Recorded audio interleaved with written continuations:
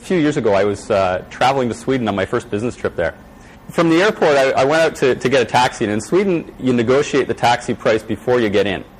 So I was talking to the taxi driver, negotiating a price, and I was trying to explain to him where my hotel was, and it started with SJU, and I'd never heard that combination of letters put together that way before. And I'm thinking, is it Suja or Suja, or how do you say this? And it turns out it's the sound, the sh sound. That's not quite it. That's my best Swedish pronunciation.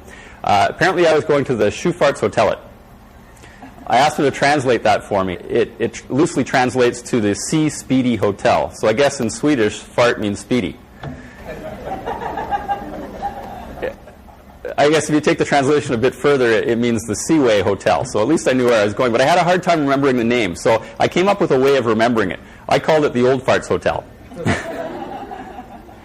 So off we went. He dropped me off at the hotel. I dropped my bags, and I decided that I was going to go and check out the facility where I'd be working the next day before I had to get there.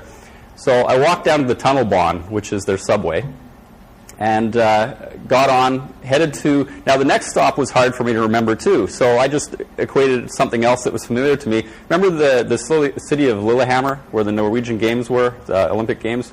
It sort of sounded like that, so as far as I was concerned, I was heading to the Lillehammer stop. When I got there, I got off, checked out the facilities, came back, got on the Lillehammer station, and I was heading back into Stockholm. And then I panicked, because I realized that I didn't check the name of the stop that I had got on at. So here I was on my way into Stockholm, jumping off the train at every stop, looking around, jumping back on, jumping off and on, all the way into downtown Stockholm, and not seeing anything that looked familiar.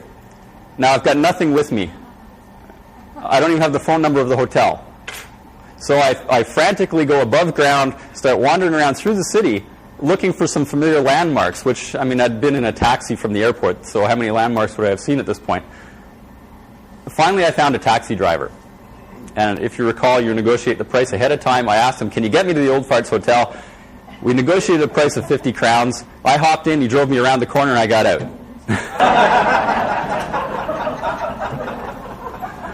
I think it was the best 50 crowns I'd ever spent. If I hadn't, I might still be there today.